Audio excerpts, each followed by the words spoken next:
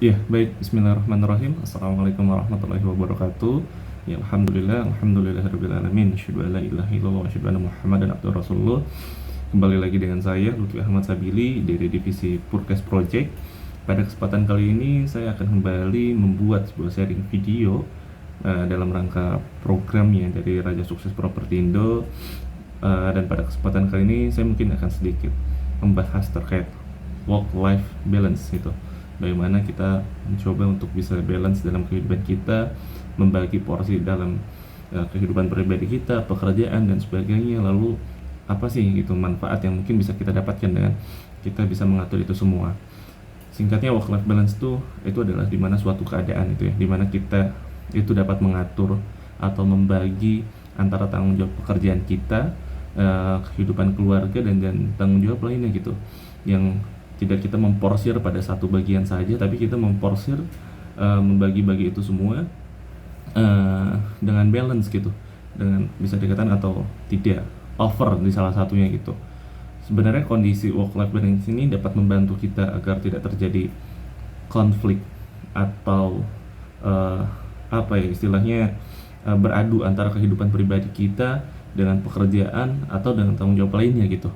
Sederhananya ini adalah kondisi di mana kita sebagai seorang pekerja itu bisa mengatur waktu, bisa mengatur energi yang seimbang antara pekerjaan, kebutuhan pribadi, rekreasi dan juga kehidupan berkeluarga gitu. Terlebih untuk kita yang mungkin kedepannya pasti akan berkeluarga gitu.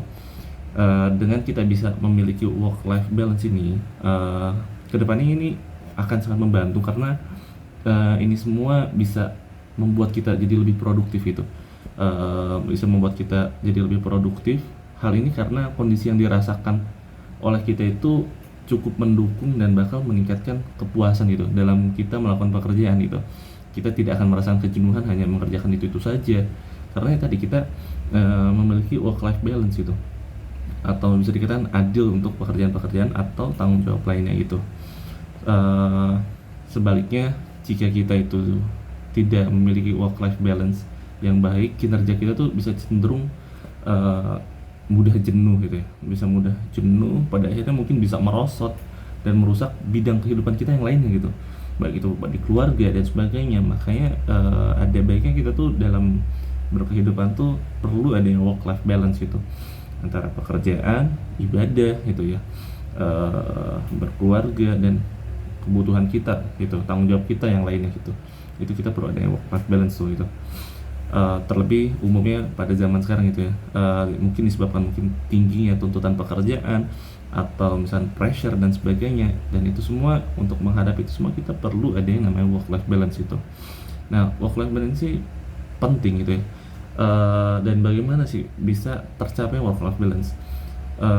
Salah satunya kita bisa mengeksplorasi hobi kita atau kemampuan kita di luar pekerjaan, dengan kita mendevelop diri kita pada bidang-bidang lainnya yang membuat kita sedikitnya bisa lebih bahagia gitu dalam menjalani pekerjaan gitu, karena kita memiliki aktivitas lain itu yang istilahnya bisa menjadi pelarian dalam jenuh kita.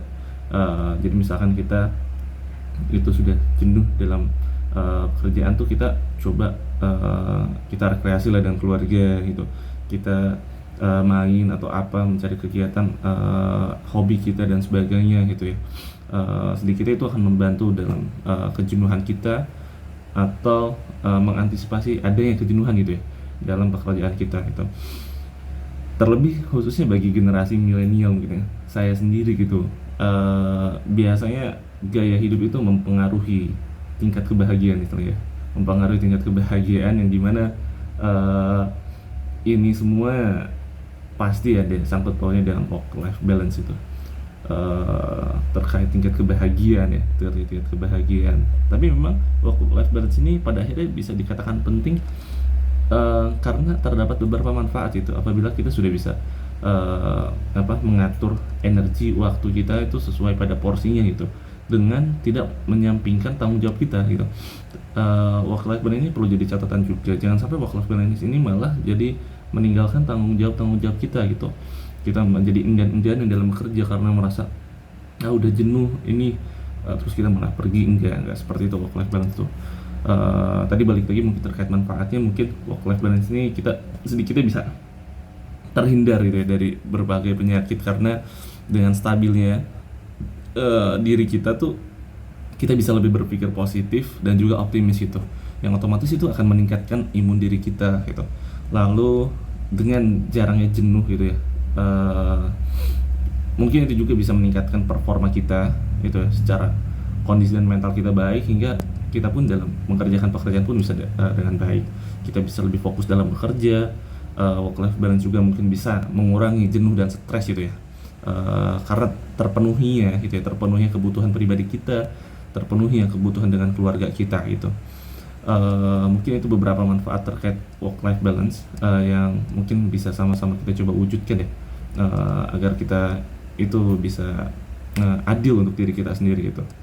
Yang terpenting itu kita untuk mencapai work life balance itu ada beberapa hal mungkin teman-teman semua. Yang pertama tuh kita perlu kerja cerdas dan produktif. Kerja cerdas dan produktif ini kita cerdas tuh kita harus tahu dulu apa kekuatan dan kelemahan kita.